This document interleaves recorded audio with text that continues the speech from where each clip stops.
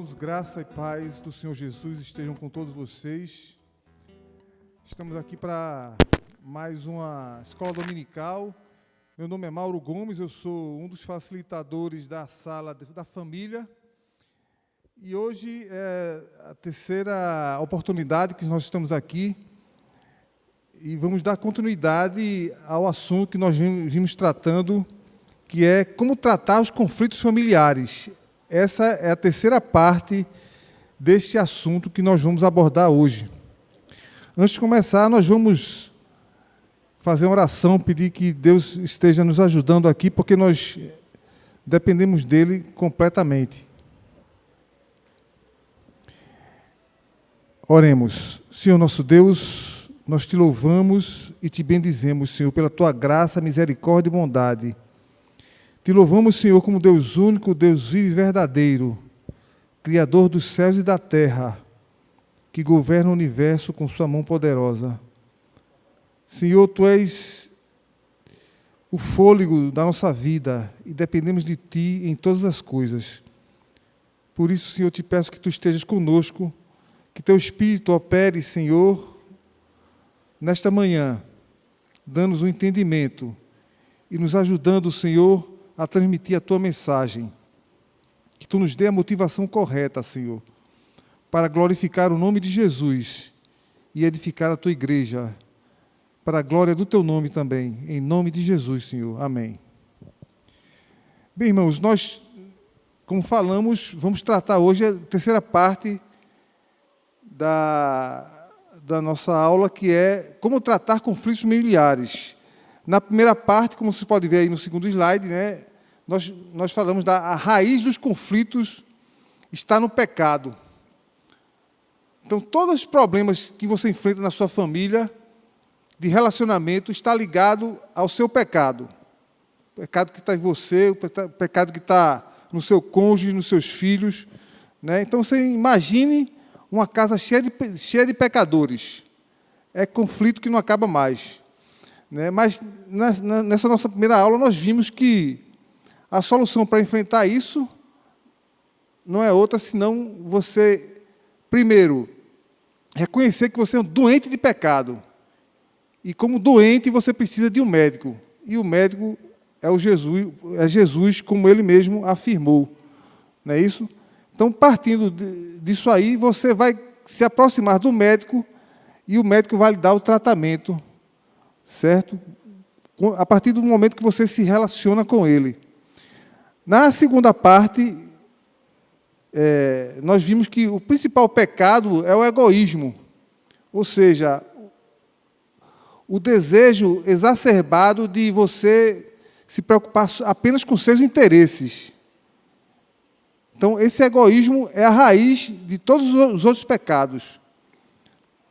E nós vimos que a forma de contrapor a isso é nós buscarmos desenvolver o verdadeiro amor cristão, que está colocado lá em Coríntios 13.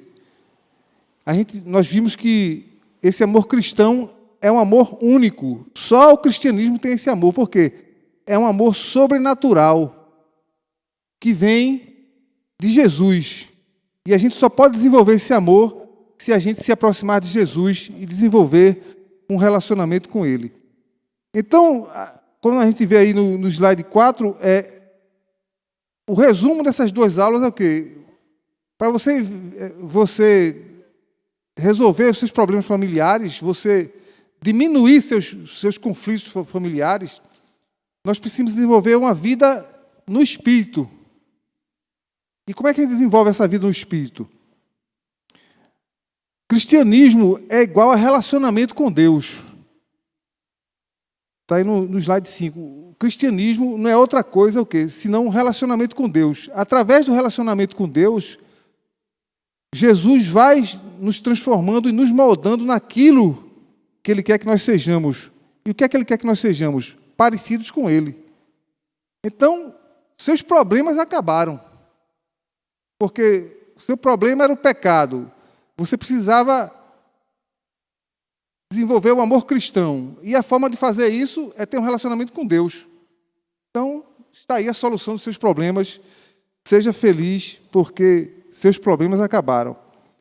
Contudo, a coisa não é tão simples assim. O relacionamento com Deus. Perceba, o Deus grandioso, Ele quer ter um relacionamento pessoal com você. Vê que coisa, que privilégio, que coisa maravilhosa. O grande problema, porque os nossos problemas não acabaram, como eu falei, é que nós não queremos. Nós não queremos nos relacionar com Deus. Nós fugimos disso.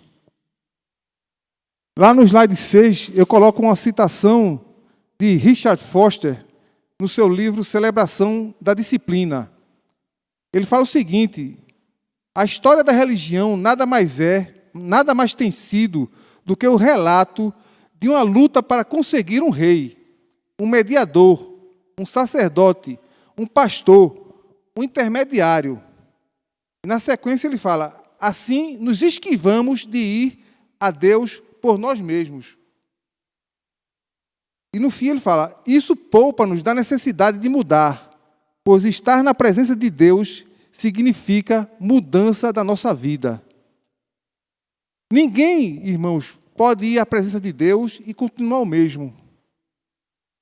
Você se relacionar com Deus, você estar na presença de Deus, significa necessariamente em mudança, porque a presença de Deus causa impacto na nossa vida.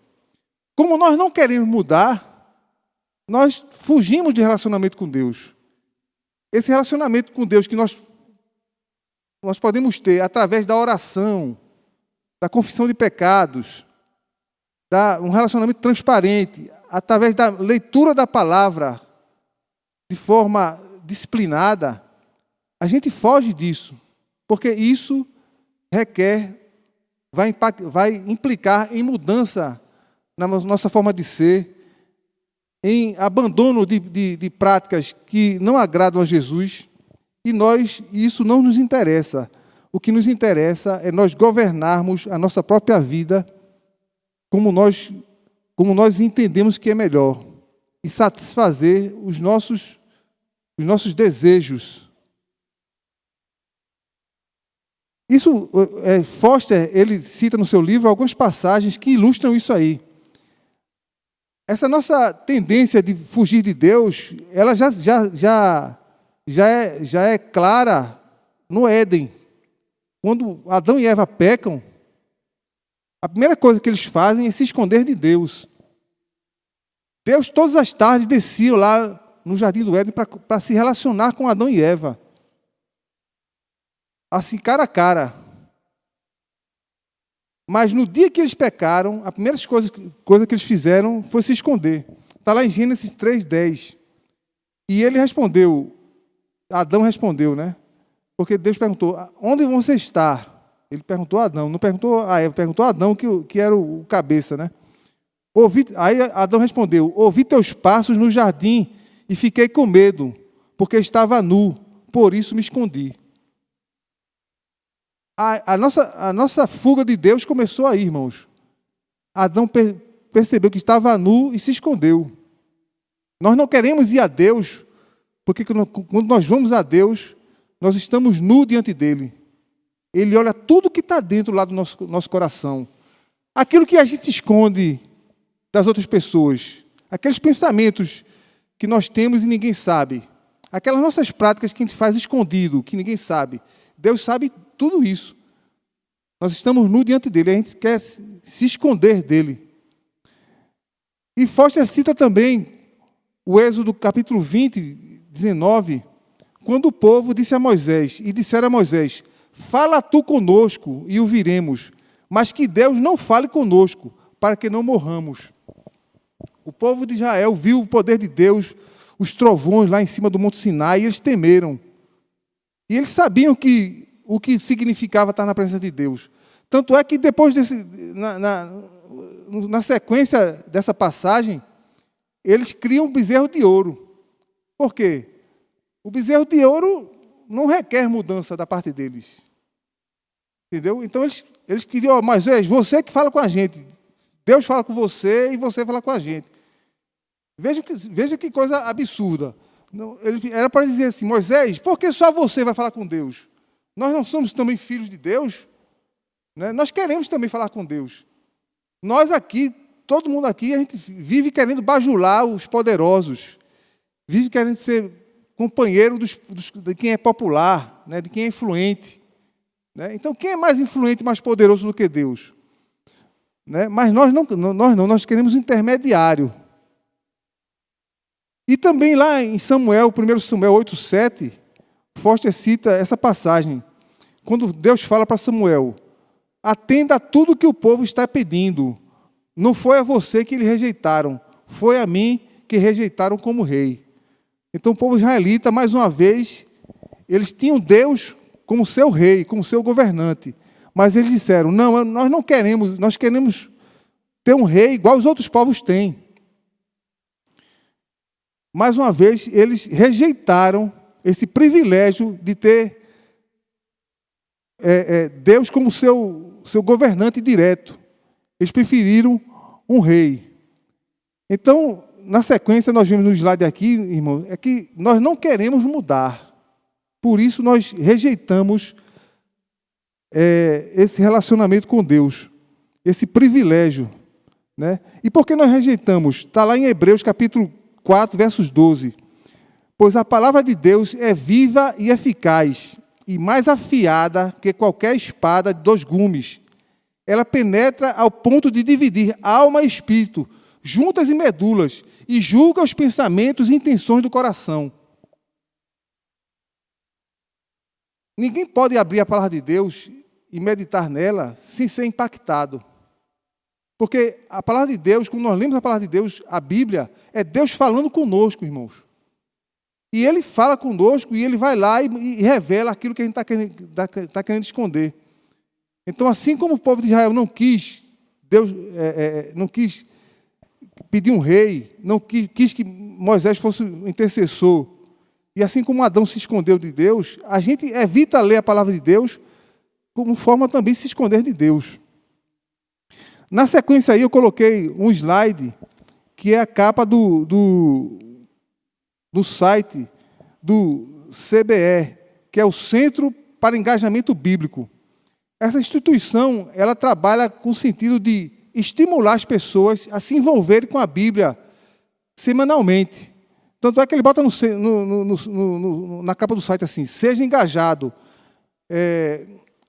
Uma ferramenta para os ministérios, é uma ferramenta que eles fornecem para as igrejas, para que os pastores possam buscar engajar os seus membros durante a semana. Tanto é que ele bota assim: ajudando as pessoas a se engajarem com a Bíblia entre os domingos. Porque o que acontece? As pessoas vêm ao domingo, ouvem o sermão, são impactadas pelo sermão, mas passam a semana sem nem tocar na Bíblia. E isso não é suficiente. Né? Isso transforma os servos de Deus, né, os cristãos, em crentes fracos. E esse grupo do CBE fez uma pesquisa que trouxe várias constatações preocupantes. A primeira delas, assim, que a maioria das pessoas que afirmam seguir a Cristo não lê ou ouve a Bíblia na maioria dos dias da semana. Então, a maioria chega a ser 70%, dependendo da faixa etária, 80%. Outra constatação, que o desligamento da Bíblia é o desafio mais crítico que a comunidade cristã enfrenta hoje. Por quê? O desligamento da Bíblia no seu dia a dia causa impactos negativos grandiosos, porque afeta seu relacionamento familiar, afeta a forma como você se comporta no seu trabalho, afeta o seu psicológico, entendeu? Então, o impacto negativo é gigante. E ele pergunta: se os seguidores de Cristo acreditam que a Bíblia é a palavra de Deus, que ele deseja que a leiam, o que os impede de fazê-lo? E aí eles foram fazer a pergunta, eles fizeram uma pesquisa com mais de 40 mil pessoas, e as respostas que eram dadas foram essas aqui. O que impede as pessoas de ler a Bíblia? Aí está lá: distrações e interrupções da vida, desânimo, raiva por orações não respondidas, sentimento de culpa. A pessoa acha que está em pecado, aí não vai ler a Bíblia. Tal. Outros motivos alegados. Conheço o suficiente e não preciso mais dela. Acreditar que não fazer isso não afetará a minha vida. Isso é um grande engano. Quando tudo está bem, tendo a confiar em mim mesmo, em vez de confiar em Deus. Isso é muito comum na nossa vida, irmãos. Quando a nossa conta bancária está recheada, quando a gente tem um bom emprego. Né? Eu tenho um amigo, um cristão, que ele morava aqui, em Recife. De vez em quando ele me chamava, Mauro, estou com um grupo aí, a gente vai orar lá no Monte Guararapes, buscar Deus. Tá? Vamos lá, aí eu ia com ele orar tal. Eu tenho igreja aqui que é fogo, não sei o quê, aí vamos lá, eu ia lá com ele. Ele vivia de igreja em igreja, procurando assim uma profecia que dissesse, você vai bem no emprego, porque ele tinha emprego que era estresse 24 horas por dia. O patrão ligava para ele, a estatística está caindo, as vendas estão caindo, tal. Ele vivia no estresse, entendeu? Então ele vivia buscando a Deus, orando a Bíblia, a gente fazia oração, subia o monte. Mas anos depois ele conseguiu um emprego em Natal, uma construtora. Tá um mar de rosas, uma tranquilidade. Aí outro dia, eu ligando com ele, e aí, amigo, está subindo um monte para a igreja? Rapaz, faz tempo, eu estou uma tristeza, está terrível. Quase não pego na Bíblia. Entendeu, irmãos? Porque quando as coisas estão boas, a gente acha que não precisa de Deus. É normal, isso acontece comigo também. Né? Quando as coisas estão tranquilas, né? Mas quando as coisas estão desmoronando ao redor, aí você no instante corre, vai se ajoelhar, vai ler a Bíblia, não sei o quê. Então, um dos principais motivos que a gente não lê a Bíblia, nem ora, é porque justamente, aparentemente, as coisas estão tão boas. Mas a gente esquece que essa nossa irresponsabilidade com a Bíblia agora vai nos trazer frutos negativos no futuro. Outros motivos, falta de responsabilidade. Cara, eu não sou irresponsável mesmo, eu sei que é importante, mas eu sou irresponsável e não leio. Não ter certeza por onde começar ou não ter um plano a seguir. Isso é uma desculpa mais esfarrapada, porque se você der um Google, assim, plano de leitura bíblica, vai aparecer assim centenas de opções. Ler um capítulo por dia, ler só o panorama bíblico, não falta opção para isso. Outro, dificuldade de entender ou interpretar as passagens bíblicas. Isso, para mim, também é uma desculpa que não convence muito, porque realmente a Bíblia tem passagens complicadíssimas. Por isso que o Espírito Santo instituiu na igreja pastores, mestres, para nos ensinar isso. Mas o que é essencial na Bíblia é simples de entender. O que a Bíblia pede de nós no nosso dia a dia, na forma de nos relacionar com as pessoas, não precisa ser um teólogo para compreender isso. Você está lá de forma objetiva e clara, né, para que você seja um cristão que glorifica a Deus no seu dia a dia. E ele até faz uma observação assim, essa desculpa assim, estou ocupado ou não tenho tempo suficiente. Aí eles chegam à seguinte conclusão: essa desculpa, estou ocupado, se origina de um sistema de crença que não acredita realmente na importância de Deus em minha vida ou no quão vulnerável eu realmente sou em relação ao diabo. Então, na prática, irmãos, se você não encontra tempo para ler a Bíblia, para orar, para se relacionar com Deus, é porque você não acredita que aquilo é fundamental para a sua vida. E que deixar de fazer aquilo vai trazer problemas sérios para a sua vida. Não de imediato, mas quando você menos esperar, sua casa vai estar desmoronando. E que você também ignora o poder das forças espirituais do mal que existem ao seu redor. Ao nosso redor, todos os tempos. Como Pedro fala assim, que o diabo anda ao seu redor, bramando como leão, né? Em busca de quem queira, buscando devorar. Né? A gente se esquece disso, por isso que nós somos tão negligentes com relação à palavra de Deus. Qual é o real motivo de não querer nos relacionar com Deus? A verdade é que nós queremos continuar pecando. Você pode dar mil e uma desculpas, mas o principal motivo é isso: a gente quer continuar pecando, quer governar nossa vida pelas nossas próprias, por nós mesmos, de forma independente, entendeu? Então não existe pecado maior do que esse, do que você desprezar Deus. E por que a gente quer continuar pecando? Está lá no slide 22. Nós menosprezamos a gravidade do pecado. Irmãos, a gente pode medir a importância de uma coisa pela quantidade, digamos, o tamanho de uma dívida, pela quantidade de dinheiro que é necessário para pagar essa dívida. É a forma mais simples de você avaliar o tamanho de uma coisa. Então, imagine o seguinte: o que dá a dimensão da gravidade do pecado é o que foi necessário fazer para nos livrar dele. Quando João viu Jesus, disse assim: eis o Cordeiro de Deus que tira o pecado do mundo.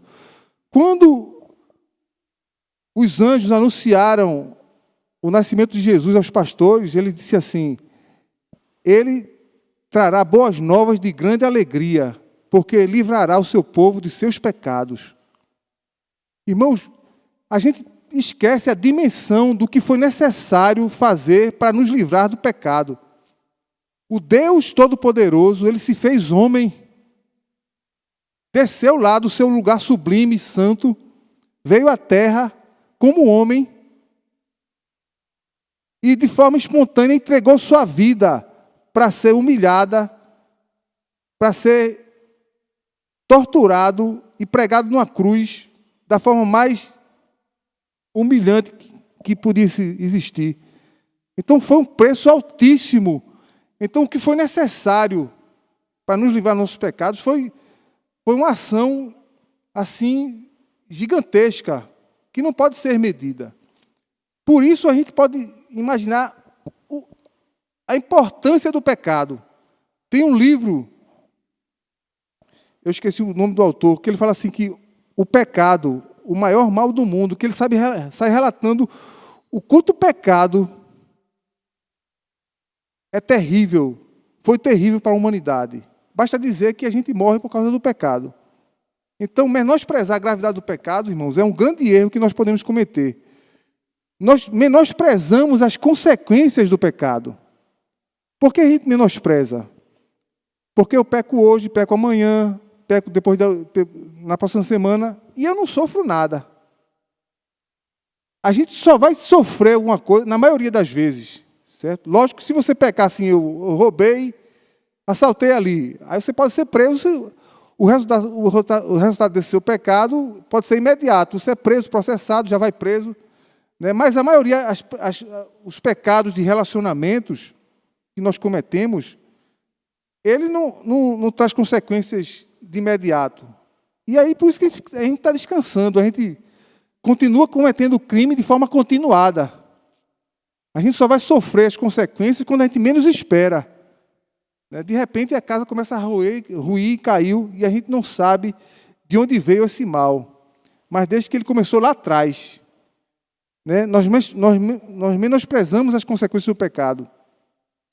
Como nós falamos anteriormente, ignoramos os poderes espirituais do mal. E ignoramos, sobretudo, a nossa tendência à corrupção.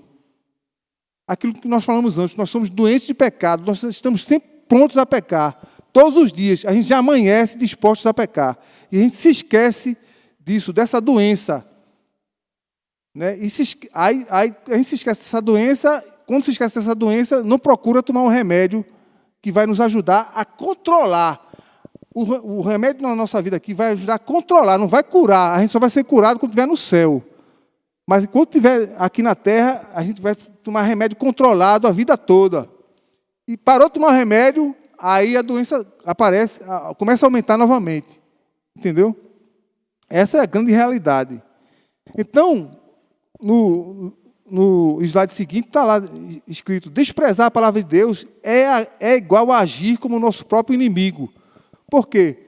Porque quando a gente despreza a palavra de Deus, despreza o relacionamento com Deus, a gente está atraindo coisas negativas para a nossa própria vida. Não é um inimigo de fora que está me atacando, não. Sou eu mesmo que estou me prejudicando, né? Por que isso? Nós agimos como nosso inimigo. Porque o pecado ele sempre traz consequências. Mais cedo ou mais tarde, o pecado sempre traz consequências. Isso nós podemos ver na nossa própria família, né? Quando você vê famílias deterioradas, né? Irmão não fala com irmão, filho não fala direito com o pai, não respeita o pai, né? Isso é consequência dos pecados que foram alimentados durante anos, né? E essas consequências, como eu falei da questão do assalto, né? Tanto pode acontecer em alguns pecados de forma imediata, porque faz parte, você está infringindo leis da sociedade, ou então você infringe leis da natureza, né? Mas quando você, principalmente nos pecados de relacionamentos, né? Quando você peca contra Deus, né? Quando Davi pecou contra Betseba, contra o seu soldado, quando ele caiu em si, ele disse assim, pequei contra Deus. Ele não disse, pequei contra qual é o nome dele? Esqueci. O marido de Betseba. Pequei contra Urias, meu Deus, o pobrezinho, eu mandei matar ele. Adulterei com a mulher dele. Não, ele disse, pequei contra Deus. Todo pecado que nós cometemos é contra Deus. E Deus que nos adotou como filho, graças a Jesus Cristo, Ele nos castiga. Está lá nesse slide seguinte aí, em Hebreus 12, 6. Pois o Senhor disciplina a quem Ele ama e castiga todo aquele que aceita como filho. Às vezes, irmãos, nós olhamos ao nosso redor e vemos gente praticando pecado, e às vezes a gente sente inveja. Rapaz, esse cara peca, faz tudo e não acontece nada com ele. Há anos que esse cara faz coisa errada e nada acontece com ele, né? Mas aqui fala assim, que o Senhor disciplina quem Ele ama e castiga todo aquele que toma com filho. Aquele pessoa ali que não é crente, ele vai receber o castigo do seu pecado, mas talvez no inferno. Talvez ele passe a vida pecando aqui e o castigo dele vai ser no inferno. Mas os filhos de Deus, eles são disciplinados aqui nessa vida. É o que está lá em Hebreus. Que o Senhor disciplina todo aquele que aceita como filho. Então, irmão, se você é cristão, se você tem convicção de que seu nome está escrito no livro da vida, e você insiste em manter aquele seu pecado de estimação, pode ficar certo que você vai ser disciplinado, mais cedo ou mais tarde. E Deus, às vezes, fala com você por meio do pastor, por meio do seu cônjuge, por meio do seu filho, de um amigo, por meio da sua palavra, porque ele costuma avisar, olha, você não tá, esse caminho não é o certo, não. Deus vai avisando, mas você insiste. Isso já aconteceu comigo, quando eu me desviei da igreja, lá na faculdade, eu dizia, não, eu já fui crente, mas um dia eu vou voltar para a igreja. Aí eu dizia para eles, porque eu sabia que eu estava errado, mas eu dizia para eles, não, um dia eu vou voltar para a igreja, um dia eu vou voltar. Mas só que esse dia nunca chegava. Aí Deus disse, não, você vai voltar hoje. Aí Ele me derrubou de uma forma no chão, sabe, que até hoje, né, eu não penso mais em me desviar. Porque a mão de Deus pesou tanto, né, porque eu adiei tanto me consertar, que Deus tomou a providência mais radical. E eu conheço muitos casos, irmãos, que foi preciso, assim, a pessoa, assim, sofreu uma tragédia para que ela pudesse se consertar na sua família, né? Então, é uma coisa muito séria, que muitas vezes a gente trata com muita displicência. Lá em 1 Samuel, está escrito, se, porém, perseverardes em fazer o mal, perecereis, tanto vós como o vosso rei.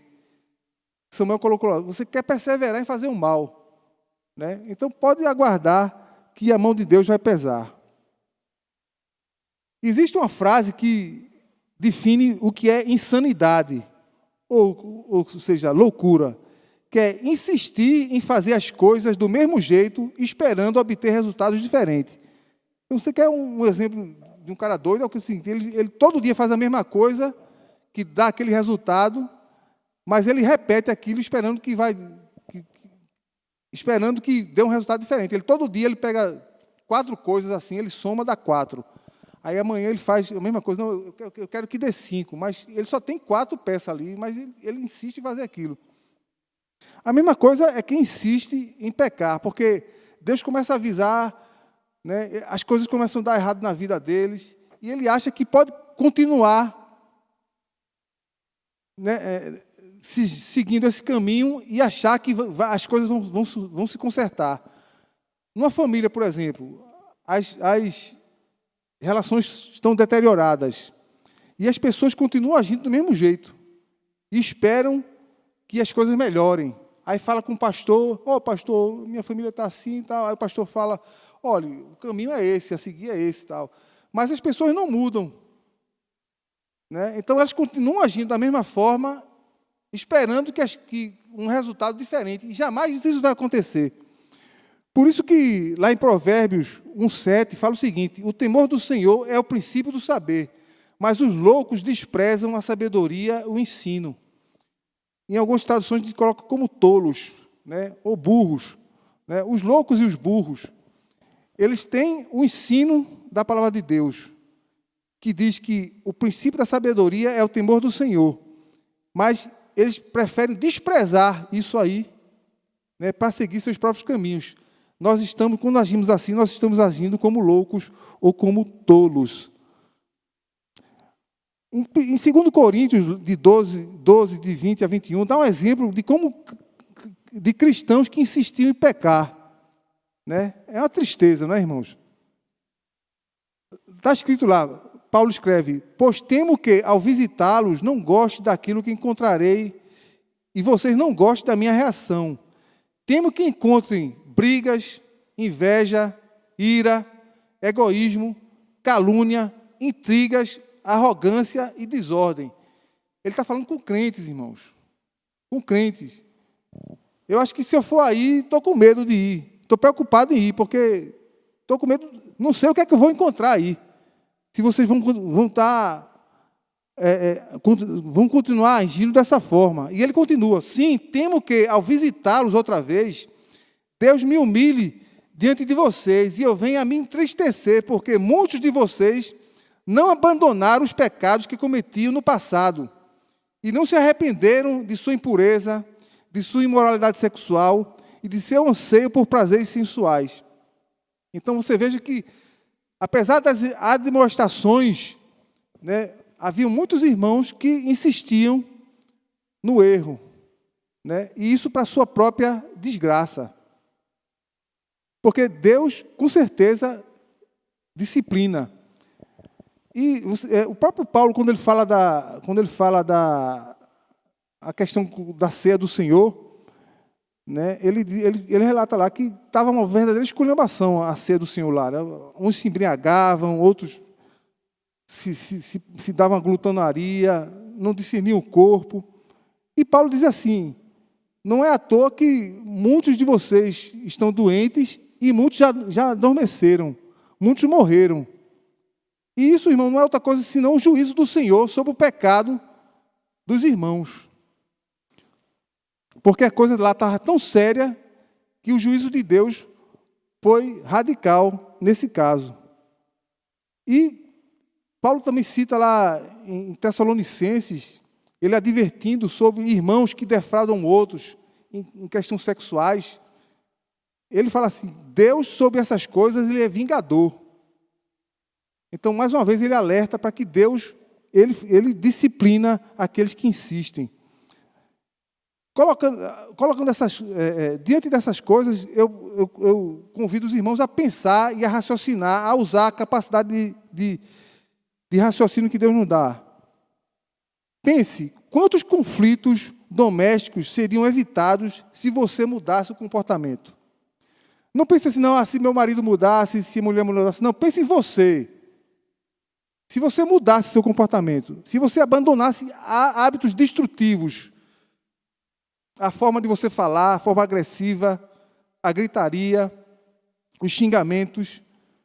Se você fosse menos egoísta, se você pudesse buscasse colaborar mais, buscasse ser mais solidário, ser mais compassivo e misericordioso, pense o quanto poderia melhorar o relacionamento na sua casa.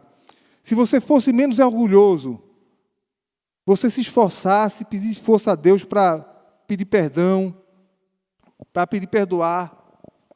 O grande problema nas famílias, irmãos, é porque as pessoas que estão ali dentro não querem mudar. E a forma delas não mudarem é se afastarem de Deus. Nessa pesquisa do Centro de Engajamento Bíblico que eu citei no início, eles fizeram uma pesquisa e mostra que quem lê ou ouve a Bíblia 4 vezes ou mais por semana, né, diminui a probabilidade, em 30% a probabilidade de terem sentimentos de solidão. Quem lê a Bíblia 4 vezes ou mais por semana tem menos probabilidade, tem 51% menos probabilidade de se envolver com sexo fora do casamento. 51% menos probabilidade de se envolver com pornografia. 32% menos probabilidade de ter comportamentos raivosos.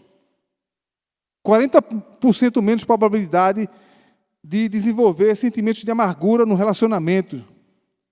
Agora, o interessante que eles constataram, irmãos, é que se você lê a Bíblia, preste atenção, se você lê a Bíblia apenas de 1 a 3 vezes, o impacto é praticamente zero. Foi interessante isso. A mudança só acontece quando você lê a Bíblia 4 vezes ou mais por semana. Então, isso constata que o seu relacionamento com Deus deve ser uma coisa frequente, ou praticamente diária. Né? Mas isso foi uma constatação que eles fizeram, uma pesquisa que fizeram com mais de 40 mil pessoas. Isso nada mais é do que a constatação do que a própria Bíblia fala, que ela é a palavra de Deus e que ela nos impacta. Né? Mas que para isso você precisa querer mudar. E como é que você demonstra que você quer mudar? Porque você se disciplina, você insiste naquilo. Né? Você não se limita só a ouvir a palavra de Deus quando você está na igreja, quando o pastor lê a Bíblia. Mas você se disciplina a isso. Porque você usa a sua razão e diz, eu preciso disso. Eu quero o meu bem. Né? Isso é fundamental para mim. E eu vou me dedicar a isso. Na própria Bíblia fala o seguinte, que como é que você deve buscar o seu próprio bem, você deve buscar a sua felicidade na sua vida aqui na terra. Lógico que você vai ter problemas, você vai ter aflições, como Jesus disse, mas você pode reduzir significativamente as suas broncas, as suas dificuldades, se você seguir a orientação que Pedro fala aqui, 1 Pedro 3, 10 a 12. Pois, se quiser desfrutar a vida e ver dias felizes, refreie a língua de falar maldades e os lábios de dizerem mentiras. Afaste-se do mal e faça o bem. Busque a paz e esforce-se em mantê-la. Os olhos do Senhor estão sobre justos e os seus ouvidos abertos para as suas orações. O Senhor, porém, volta o rosto contra os que praticam o mal. Irmãos, se isso aqui é verdade, o contrário também é verdade. Se você insiste em não refrear sua língua, e você